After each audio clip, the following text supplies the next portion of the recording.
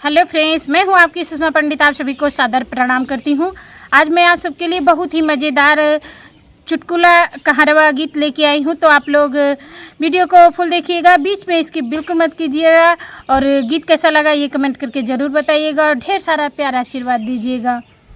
गहरी नदिया बीच झुलनिया मोर हेराई गइले ना, गहरी नदिया बीच झुलनिया मोर हेराई गइले ना, हेराई गइले ना हो हेराई गइले ना, हेराई गइले ना हो हेराई गइले ना, गहरी नदिया बीच झुलनिया मोर हेराई गइले ना, गहरी नदिया बीच झुलनिया मोर हेराई गइले ना।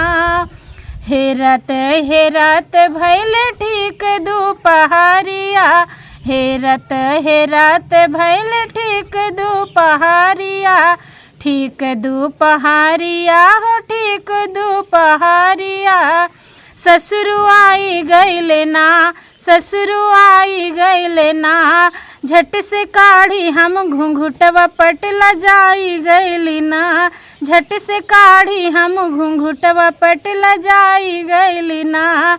गहरी नदिया बीच झुलनिया मोर हेराई गइली ना, गहरी नदिया बीच झुलनिया मोर हेराई गइली ना, हेराई गइली ना हो हेराई गइली ना, हेराई गइले ना हो हेराई गइले ना, गहरी नदिया बीच झुलनिया मोर हेराई गइल ना, गहरी नदिया बीच झुलनिया मोर हेराई गइले ना।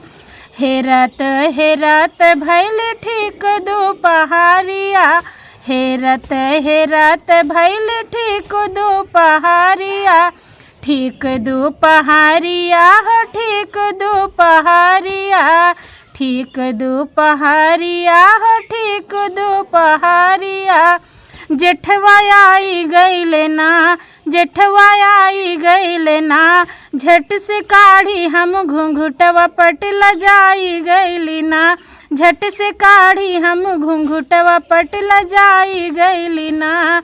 गहरी नदिया बीच झुलनिया मोर हेराई गइले ना, गहरी नदिया बीच झुलनिया मोर हेराई गइले ना, हेराई गइले ना हो हेराई गइले ना, हेराई गइले ना हो हेराई गइले ना, गहरी नदिया बीच झुलनिया मोर हेराई गइले ना, गहरी नदिया बीच झुलनिया मोर हेराई गइले ना।